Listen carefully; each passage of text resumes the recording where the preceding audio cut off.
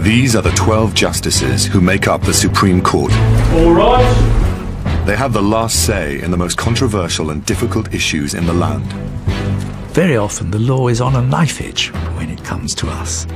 Their decisions affect everyone, from MPs accused of fraud Each of these appeals is dismissed to millions of bank customers. I'm afraid the big institutions of the law have just backed up the big institutions of finance. Their decisions protect our democracy and shape our society. Does it assume that or not assume that? Or what does the Secretary do? We're getting so confused. For the first time, Britain's top judges talk about their lives, their work, and how they make their decisions. I sometimes start writing a judgment and I don't know where I'm going to get to at the end of it. What they decide binds every citizen in this country. But are their rulings always fair? Well, fairness is sort of like beauty. It's in the eye of the beholder, isn't it? I mean, one side is lost. Does the mix of the court reflect modern life? There does become a stage when it is embarrassing that there is not a woman. Do their emotions get in the way of their rulings? One has enormous sympathy for the individual. You can see how much this case means to them. And if they weren't there, what could happen? The extent of the invasion of liberty would widen, people would simply disappear, things would be silenced, the freedom of the press would be trampled on. It's our job to see that that simply does not happen. Are their decisions always right? Anyone who expresses themselves as absolutely certain is either a genius or a fool.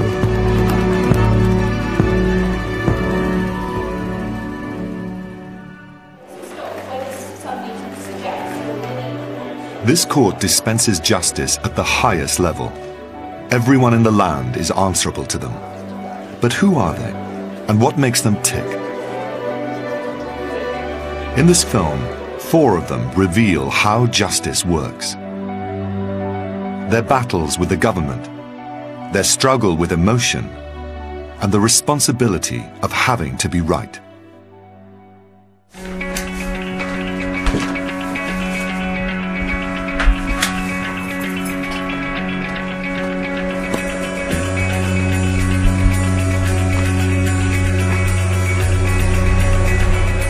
It's 6 a.m. and Lord Phillips has been up for hours. As head of the court, what does he think you need to become one of the top judges in the country? You need a good intellect, because ultimately what matters is a feel for what is the right decision. And this is a mixture of analysis and common sense, looking at the implications. It sounds a bit obvious that to be a good judge you need good judgment. Lord Hope, Deputy President of the Court, points out the importance of temperament. You don't want to be the kind of person who rushes to judgment and sticks to it come what may. You've got to be prepared to adjust your own views, however hard you were attached to them to begin with, by the realization that you probably weren't right after all. Lord Kerr believes that however well they do the job, they'll face tough criticism. Each case must be approached with complete independence of thought, and hopefully the outcome will bring justice. But one man's justice is another's injustice. Bye-bye, darling. Have a good day. Lady Hale is the only woman in the court. It's very difficult to say exactly what a woman brings, but every judge brings their own particular experiences and background into the job. We lead different lives from men. We have no choice. And it's a good idea if those different perspectives find their way into the law.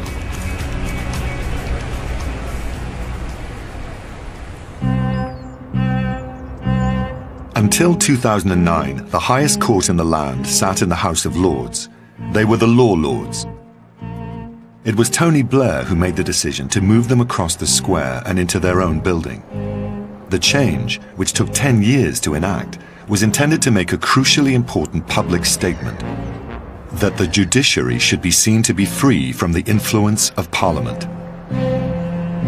It's moved here primarily as the last step in the separation of powers, and in particular a principle that judges should be wholly independent of those who make the laws and those who are bound by them and who execute them, the administration. When the justices make their decisions, they do so not only independently of Parliament, but with the unique power to reverse the rulings of all lower courts. We are the final court of appeal, and so sometimes a case has had to be decided a particular way by the trial court and by the First Court of Appeal because there is a binding precedent which tells them which way to decide it. But we, of course, can say that the decisions of earlier or lower courts are wrong. By rejecting earlier rulings, they establish new precedents. In these instances, they make new case law.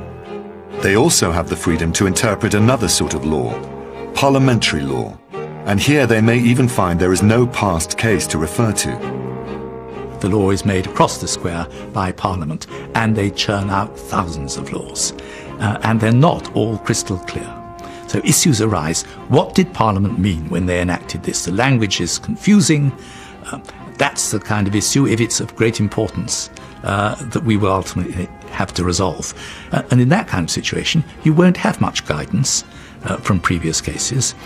You have to reach a novel decision on a novel point.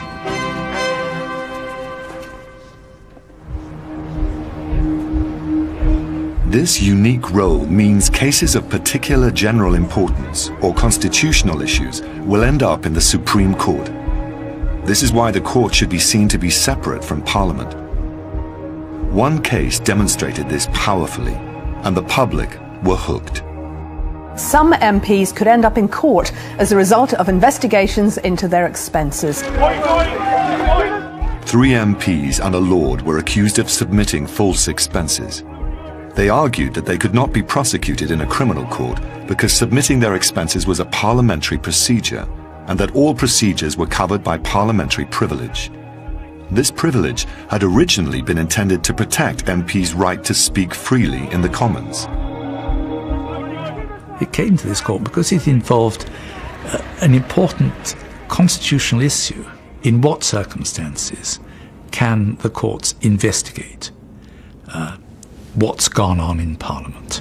So this was an important constitutional issue, and it so happened an issue of considerable public interest as well. The MPs were appealing against a lower court ruling which had rejected their arguments.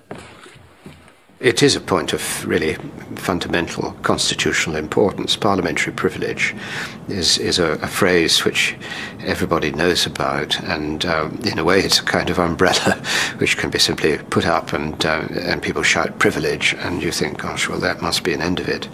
In many cases it may be enough to scare people away. As a mark of its transparency, all the proceedings of the court are filmed, so every moment of this hearing would be recorded.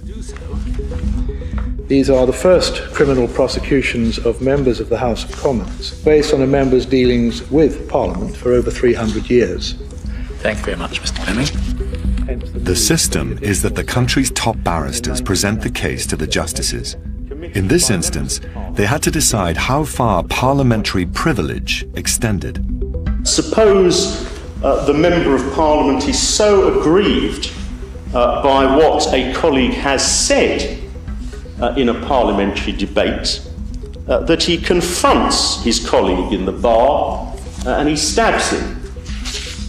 My friend Mr. Fitzgerald accepted, in answer to my Lord Kerr, that this is not covered by privilege. The defence wanted to make it clear that the MPs weren't trying to avoid judgment, but that they believed it was Parliament that should do the judging. This is not and never has been an attempt to take them above or outside the law. These are proceedings to ensure that the allegations against them are dealt with by the correct law, the law of Parliament. The court had to decide whether the ancient claims of privilege laid out in the Bill of Rights were being abused, or whether they were actually applicable. After a 2-day hearing, the justices reached a unanimous verdict on the MP's appeal. Each of these appeals is dismissed. The reasons will be given later. The court will now adjourn. It was decided that scrutinizing the claims would not infringe freedom of speech or debate. The only thing it would inhibit is the making of dishonest claims. Oh, by no means was it a foregone conclusion. It may have appeared to admit of an obvious answer, but that certainly was not the case. Their ruling paved the way for David Chater to go to prison. I think if we'd ruled in the other direction, the man in the street would say, well, I think there's something wrong here, because if one's dealing with criminal offences, you would expect it to be criminal courts who resolve it. They're the ones who are best equipped to do it. They've got all the rules to protect defendants apart from anything else. It's a little bit strange if they simply can't inquire into what looks like an allegation of an ordinary crime because it involved parliamentarians or took place in Parliament. Since the court opened, it has ruled on a wide range of controversial cases.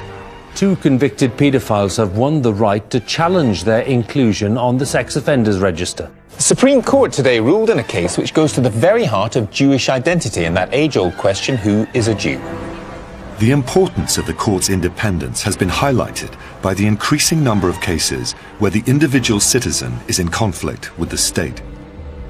Much of the legal cut and thrust now revolves around the finer points of the Human Rights Act, as in this case, where the justices had to decide whether British soldiers are protected by the Act when serving abroad. If Private Smith was not under the jurisdiction of the United Kingdom, then whose jurisdiction was he under? Is that not really the nub of the problem? The fallback position here is 81C. No, it isn't. In prison, or in such a place, or in such circumstances as to require an inquest under any other act. Yes, the Human Rights Act. Ah, you think that's what that refers to? Oh, neat solution. Yes. But the ruling went against the soldiers. The Supreme Court has ruled that British troops are not protected by the Human Rights Act when they are on the battlefield abroad. In another human rights case, gay asylum seekers won their right to stay in the UK. To compel a homosexual person to pretend that his sexuality does not exist is to deny him his fundamental right to be who he is.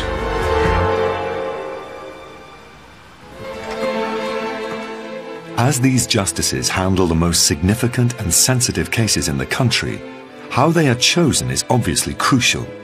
They are appointed by an independent panel of other lawyers and professionals, not by politicians. We're very fortunate that we are not political appointments. I don't really know what politics, if any, my colleagues have. Could you be seen to be political? Well, politics is not our business, and people might use the adjective of political against us, but that's not what we're about at all. We're the antithesis of politics, really. We're detached from the political process. We've been removed from the House of Lords in order to make it absolutely clear we're detached from that process. Court rise. However neutral they believe they are, judges have often been criticized for being remote from real life and therefore ill-equipped for the job. So what is the background of these judges? And what was it that tipped them into a life in the law?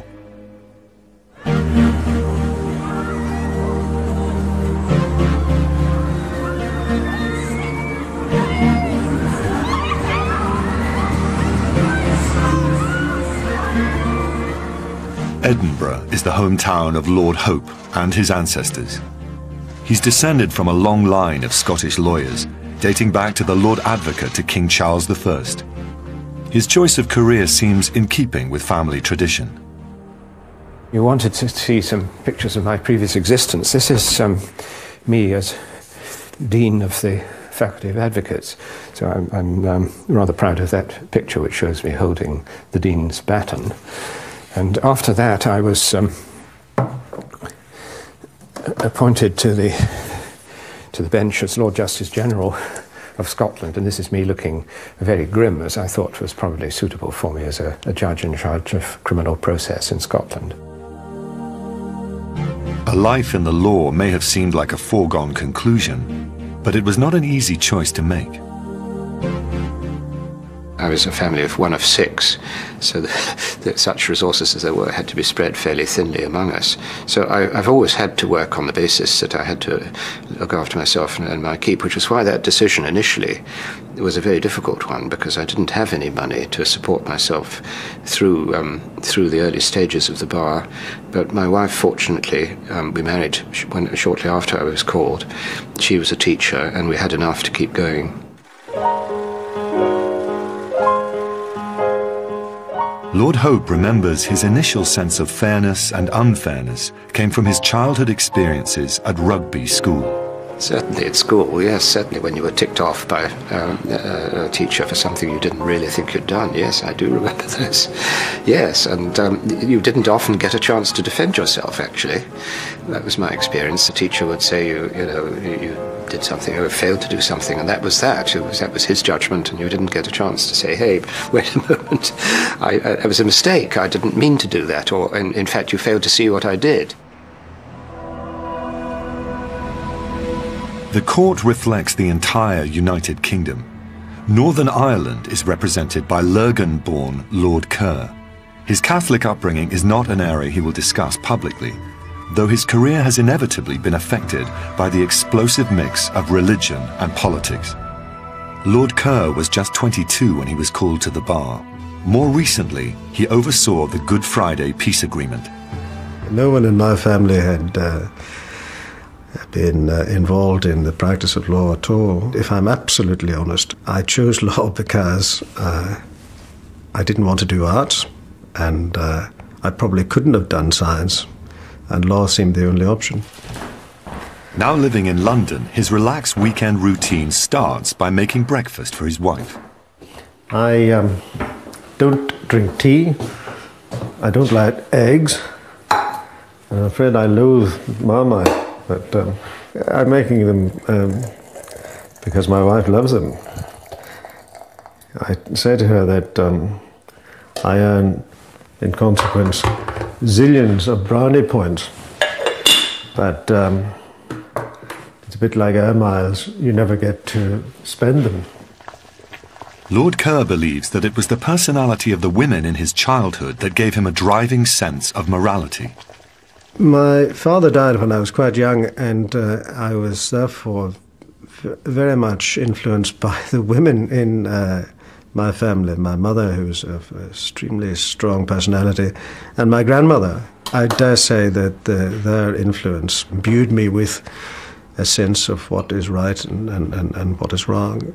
And of course, in the course of one's legal career, although one has to maintain a certain professional detachment, occasions arise where you feel strongly that a particular individual's interest requires to be vindicated.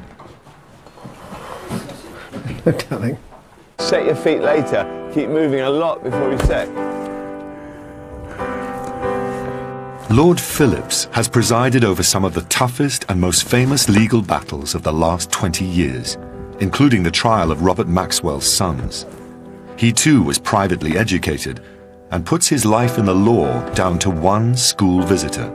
I first got attracted to the law when I was at school. A barrister came down to talk to us about the law, and I thought that sounded very interesting. So that when I went to university, I did a degree which included law, and I found that I enormously enjoyed the academic study of law as well, and that was the final matter that decided me that I would go into the law and go into the advocacy side of the law, become a barrister. Attracted by the intellectual challenge of the law, as a young man, Lord Phillips had no idea which part of the law to go into. When I started off, I went into a rather esoteric area of the law called Admiralty law, and that was really by chance. I had to do national service. I'd done my national service in the Navy. I'd learnt a lot about ships. So, pure chance, I started off in this area of the law. Unlike his colleagues, Lord Phillips doesn't believe morality had anything to do with his career choice. There are lots of things as a child I thought weren't fair. Usually they were very respectable decisions that my parents were taking. But I didn't go into the law because I wanted to put right things that were wrong. I went into the law because I thought it looked a very satisfying and interesting way of earning my livelihood.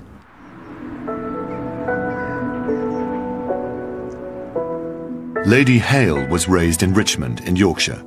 She didn't start her legal career as a barrister, but as an academic lawyer specialising in social and family law. My husband does most of the main course cooking, so I tend to do the starters and the puddings, and he does the main course. She's the only justice who wasn't privately educated. My life has been different from that of most of my colleagues. I went to a non-fee-paying state school, quite a humble school. It gave me a very good education, but I'm sure it was quite different from the education that the boys were being given.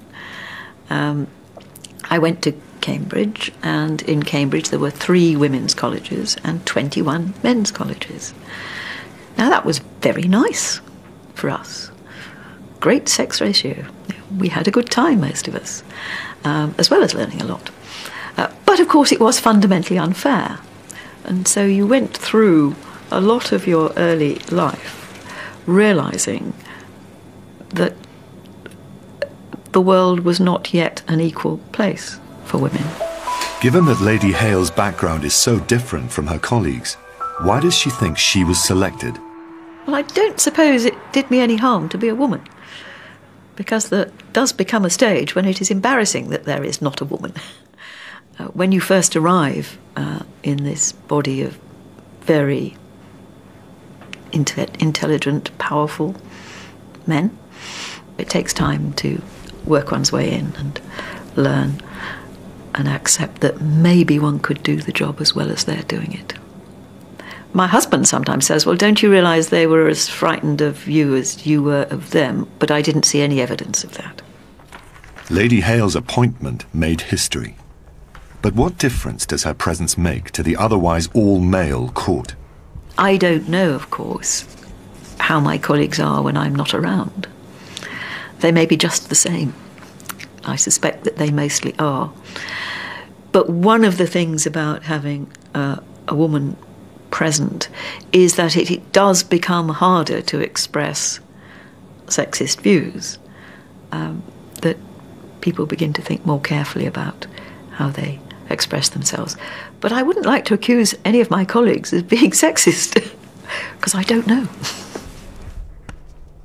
All things being equal, I think I'd like to have 6 men and 6 women. But the fact is that the law is a tough profession. It's not all that easy to combine it with having a family. And so, unfortunately, quite a lot of women drop out. We draw our membership so far exclusively from the upper ranks of the judiciary. And there aren't all that many women in those upper ranks to draw from.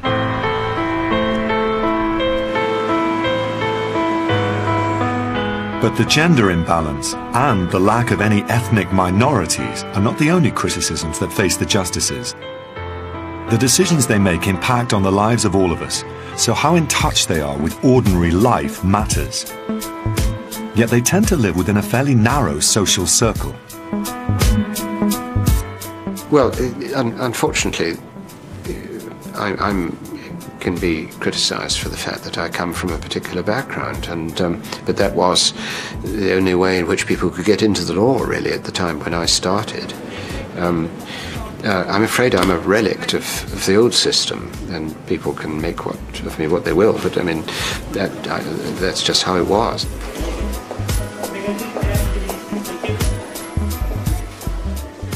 How do you think people see you? I have no idea. Really, it's very difficult to look at oneself from outside. I try not to be conspicuous. As I walk around London, I hope nobody dreams for a moment what job I do. I certainly don't proclaim myself as having any particular significance, and I'm often taken completely by surprise when people recognize me. As head of the court, Lord Phillips is adamant that they are not out of touch. We are ordinary people. We live ordinary lives. We take public transport. We, by chance, if you like, have ended up in this particular position, having started life in all sorts of different walks of life. I did national service in the Navy. I spent a year on the lower deck. I saw quite a wide variety of life in those days. We are ordinary people, but I think it's quite important that other people appreciate that.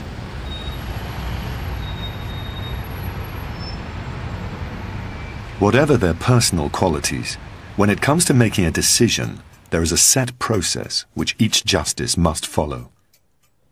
Every stage requires a great deal of stamina. It depends how much pressure I'm under, but I very often start my day about 5. Actually, this morning I'm working on a particularly difficult case, and it's hard to get it out of your mind, and sometimes I wake up even earlier. Today I woke up about 3, and got up and worked for a bit, went back to bed, and then got up again at 5. These are intellectual problems, not stressing problems, but nonetheless, if you're concentrating very hard on a particular conundrum, it doesn't go away, and so you have a few hours sleep which you need, and then the problem takes over again. The first part of the process is a long and lonely task, a mass of reading. The parties have to provide us with written arguments on each side, and those are quite detailed. They may be 100 pages long. We had a case the other day in which they produced for us over 400, we call them authorities, decided cases. Sometimes when you've read it up, you think, well, this is a very difficult issue. When I read the appellant's case, I thought that was utterly convincing until I got to reading the arguments advanced on the other side, which brought me right back. So I really haven't, at the moment, got a view on what's the right answer.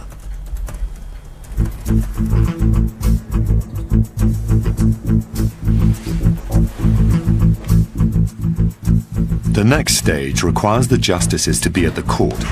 Equipped with the facts from their initial reading, they will listen to barristers present both sides of the case. All right. What will be argued over are key points and principles of the law. What's your position about that? I can't. That is a counterfactual question, my lord. The debates that are conducted in the court are, for the most part, extremely stimulating and of a very high order. And they have it. Well, we respectfully say that it is. I mean, what's wrong with that analysis? We respectfully say it's inapt to describe that as objective, and it's inapt because it would lead to the consequence that we've already described. The nimble-footedness of counsel, the improvisational ability, the capacity to switch tack are all very impressive, and it's a very enjoyable experience to participate in. That's a point in your favour. It is in a different. I know. I understand that entirely. I'm not riding it. Maybe I don't seem to great. The court breaks at lunchtime, giving the justices a chance to talk. It will be the first of many private exchanges. At the end of the hearing, we have a meeting at which everybody gives a provisional answer, what they think the answer to the question that we've been posed should be. Sometimes everybody thinks the same and it's pretty clear and the odds are that nothing's going to change. Sometimes you could even have 3 different points of view as to what the right answer was. Oh yes, views can be expressed quite forthrightly and firmly. And that's as it should be. I mean, there should be no holding back of strongly held opinions. We try very hard to respect each individual's independence and each individual's views, but that's not to say that we don't advance our own views with a degree of advocacy, because after all, we all started life as advocates. These hearings may take 2 or 3 days, but eventually the case will have been presented, and the judges decide amongst themselves which one of them will write the lead judgment. At that stage, it's back to gathering up an enormous amount of written material, cases to revise, and new material that's been cited. If Lord Hope is writing the judgment, it also means a long journey. The best way he can approach the task is to go where he can guarantee silence. The problem in London is that because we're busy hearing cases all the time, you don't get time to settle down and really read and think. Whereas here I find it very peaceful. What happens is that I have a case like this, which I'm going to be writing a judgment on later, and I've carried north with me the written cases for which I've been able to shrink down to a manageable size, which I can put in my bag. I couldn't possibly carry all the authorities that we're cited. Having created the space for quiet concentration, Lord Hope can now approach the judgment. The kind of work we do is very much an intellectual exercise of identifying issues and working them out according to their quality and their weight. And that involves a lot of analysis. You need to express yourself very clearly in writing. You have to have a clear idea of the thread you're following. And you need to be aware of the audience you're addressing. You're writing not so much for yourself as for other people who are going to have to use the judgment. The aim is a balanced and just result. But as it's impossible not to have opinions or feelings, the question of impartiality is a serious one. It's at the heart of the idea of justice. I don't think one ought to be too emotional, frankly. I mean, the trouble with emotion is that one tends to take sides based on emotion rather than rational thinking, and that isn't a very sound basis for judgment. Somehow, as a judge, you have to detach yourself from the emotion of the occasion, and you are probably the one person who can do that. You learn to become quite detached, actually. I mean, it's long experience in court work. In the case Lord Hope is looking at, an individual's risk of bankruptcy hangs in the balance. As it happens, this particular case is right in the field of emotion, in the sense that people's lives are being very much affected, and one can feel a genuine feeling of sympathy for the people who are in that position. The system trusts that a judge will know the right place for emotion.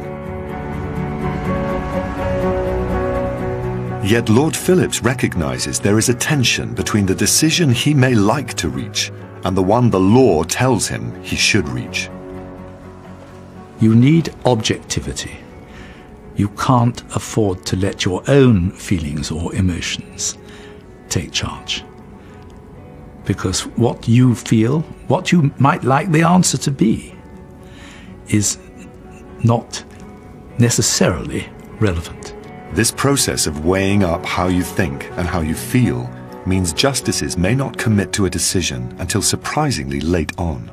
There are some cases where, until you're writing the judgment, you don't see where it's taking you. It may be driving you in a direction which you really didn't want to go.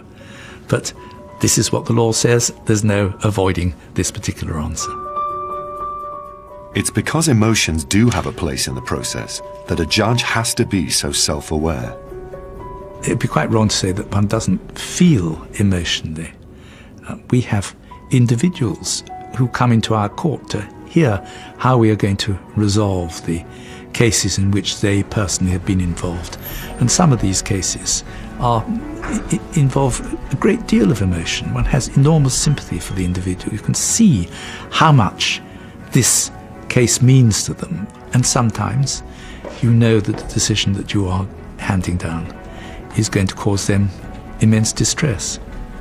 And that is something that you feel yourself.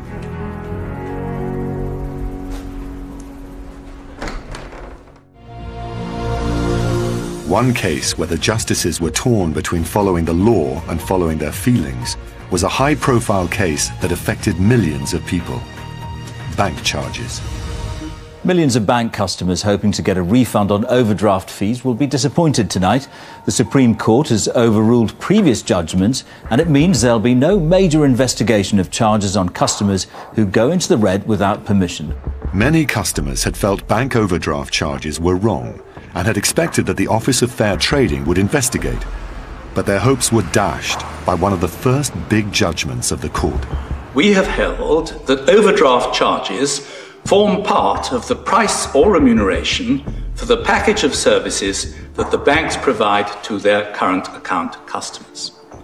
This means that the OFT cannot consider whether, in imposing those charges, the banks are giving fair value for money. Campaigners felt extremely let down.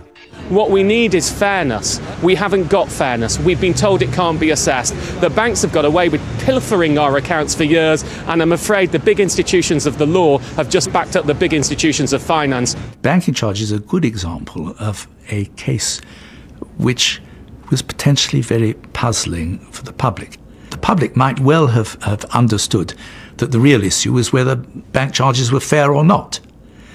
But that wasn't what we had to decide. We had to decide whether the OFT themselves could look into that question, and we decided, looking at the statute that set them up, that no, they couldn't. It was off limits for them. Finding the OFT remit was laid out clearly in law, the court had no room to manoeuvre. They were not able to rule on what they thought the law should be, only on what it actually was. I think, personally, I would have been quite in favour of the Office of Fair Trading looking into bank charges. It's a good example of a case where, if I'd had complete freedom to decide whatever I wanted, I might well have said, yes, you go and have a look at them. But we had to look at the statute, and we decided that, no, it simply wasn't within their terms of reference. It's because the justices are bound by the law that there will be times when even they cannot deliver fairness. You never like reaching a judgment which you think is not fair. You will, if you possibly can, reach a construction which you think does justice. But occasionally you have to reach a decision which you regret. There are certainly cases like that where you're just unable, because of the way the law works, the way you're applying law after all, where the result seems very tough, and one grieves for the individual who is affected by this, but you're trapped by the way the law works into a situation where you've no alternative but to make that decision. In those cases, would you say that justice is being done? Well, that's again a relative term. I mean, there are some things that are created by law beyond our control which you may think is not very just. Justice obviously is a very important part of the work that we do. We are here to administer justice, but we are here to administer justice according to law. And there will always be occasions when one feels that the result that one is impelled to is not necessarily the one that one would wish to reach. But even if each judge rules according to the law, justice very often faces another challenge. Once the lead judgment has been written, it is emailed to the other justices on the panel, and at this point it's quite possible that the others are unable to agree. The best that can be done then is a majority ruling with the dissenters writing their own judgments. But is that satisfactory? Doesn't that mean a different justice on the panel would have meant a different result? Morning. If you sit 5 out of the 12 justices and you reach the decision 3-2, it's fairly obvious that if you had a different 5, you might have reached decision 2-3 the other way. This is one reason why, when we have a really important case, we sit more than 5, 7 or even 9, so that we involve a larger proportion of the court in reaching the decision.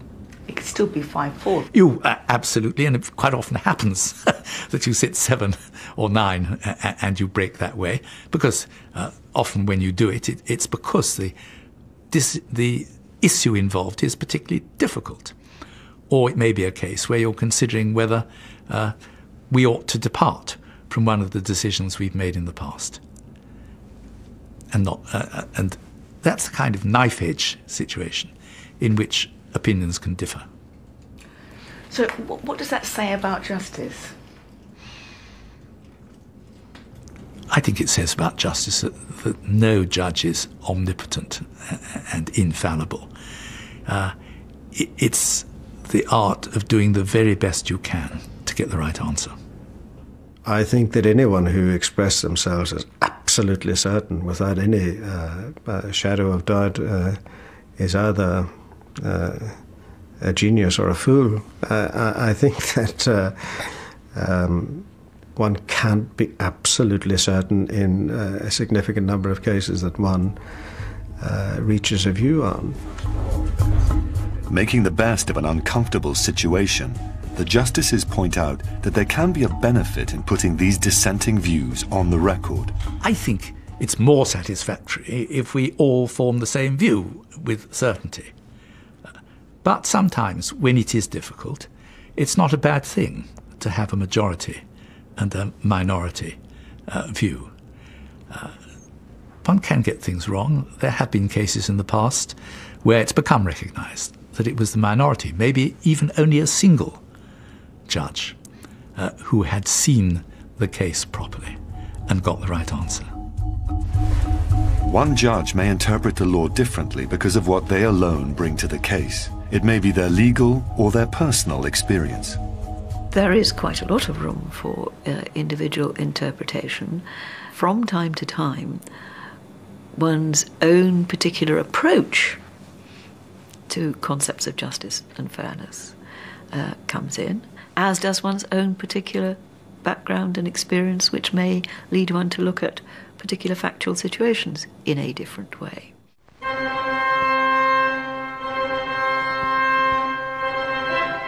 For better, for worse. For better, for worse. For richer, for poorer. For richer, for poorer. A powerful example of how Lady Hale's experience as a woman and her background in family law could inform her view of a case was one involving marriage and divorce. In Britain, prenuptial agreements which set out what would happen financially if a marriage ended have not been considered legally binding. But in 2010, decades of legal tradition were challenged in one major divorce case. German heiress Katrin Radmacher, with tens of millions of pounds to her name, had divorced Nicola Granatino. Unlike most divorce cases, it was therefore the wife who was the wealthier partner and who had asked her husband to sign a prenup. You say they were madly in love, and she says, unless you sign this, my father's going to disinherit me. It's any man who's madly in love going to say, oh, well, never mind. Those were the circumstances in which she signed. The court was being asked to make legal history and give some weight to the prenup.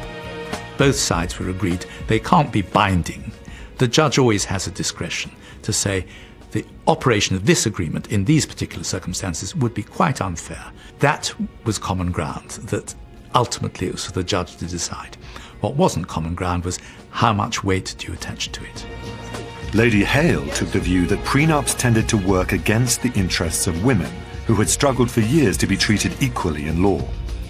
A prenuptial agreement is designed to take away that equality, to deprive the less powerful party to the marriage of what she, and it is usually she, would otherwise be entitled to. Mainstream feminist thinking roundly condemns these agreements as being oppressive and discriminatory. Despite Lady Hale's concerns, all the male justices thought couples should be trusted to make their own decisions. Ultimately, the prenuptial case seemed to us to admit of only one conclusion, and that was that here was a highly intelligent couple who had entered this agreement willingly. Therefore, significant weight should be given to it. But Lady Hale thought there was something flawed in this logic. It failed to recognize that marriage is an exceptional contract. People getting married are not in autonomous situations. It's not like doing a commercial deal. People make choices. They compromise their own interests for the greater good of the family as a whole, whether it's the other spouse or whether it's the children or whether it's all of them. At least one hopes they do. Ultimately, after 2 days, there was a verdict.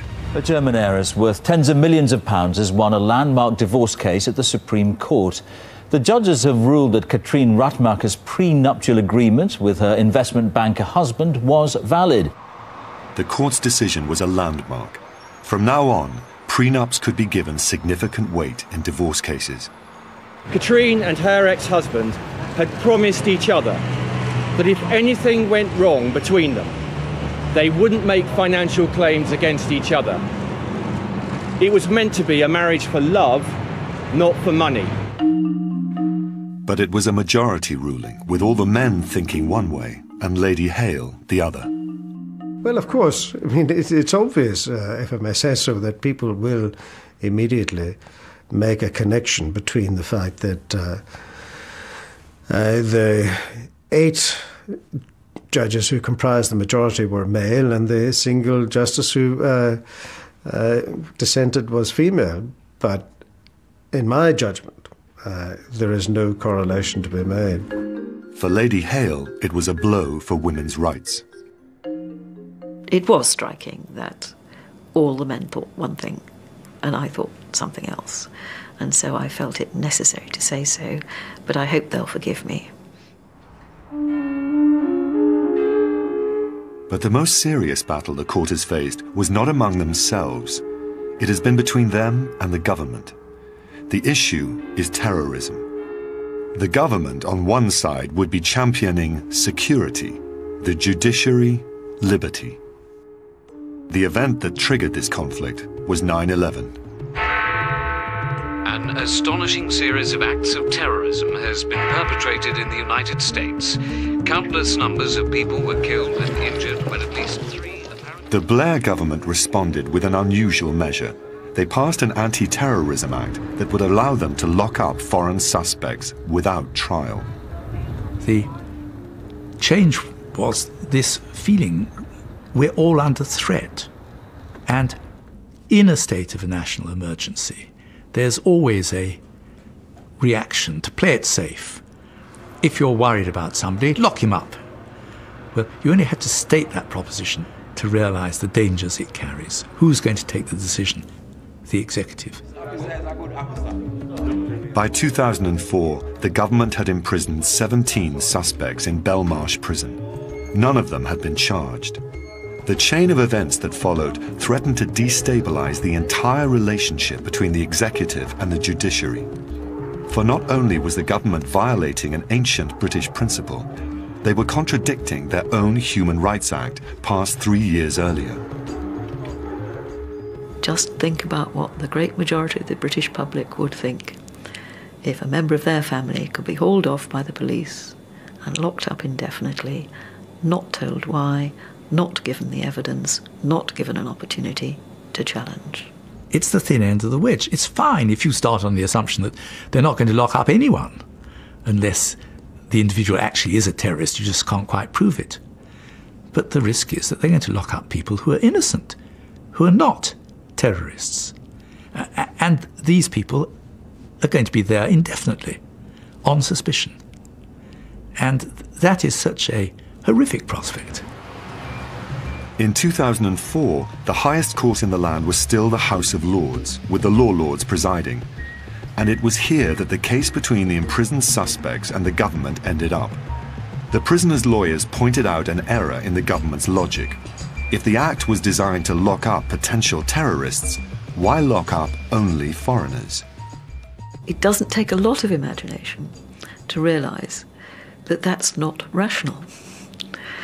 Because there are plenty of homegrown, non-foreign terrorists whom they were not going to lock up, or suspected terrorists in the same way.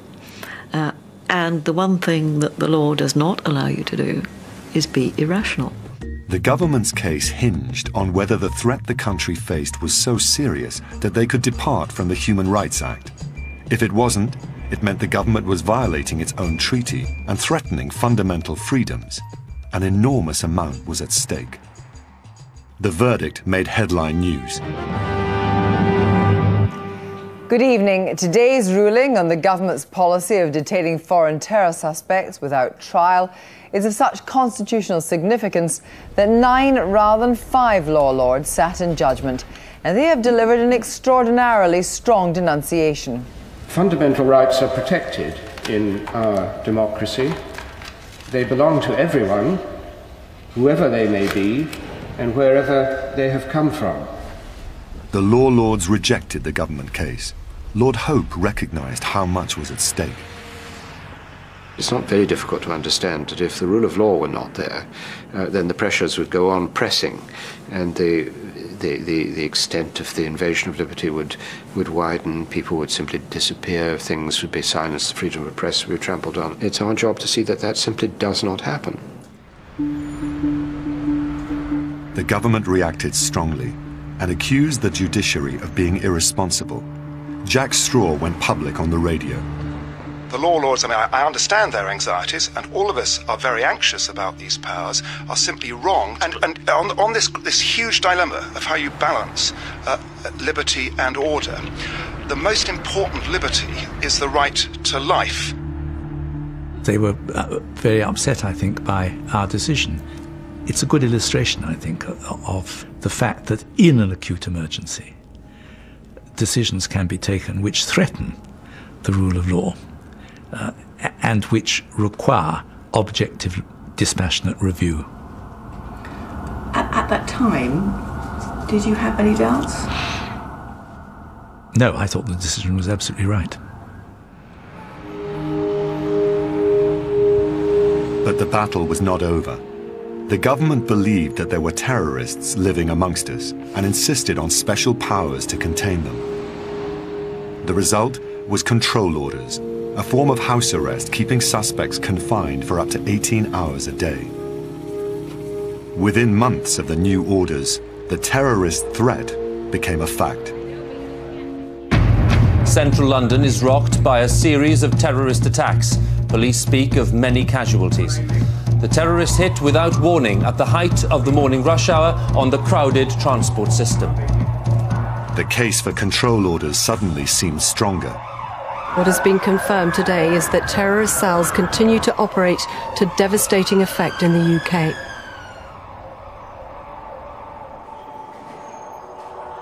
The mood had changed. There was an intense nervousness, a jumpiness. How would the judiciary act now if a challenge to the new control orders came before them?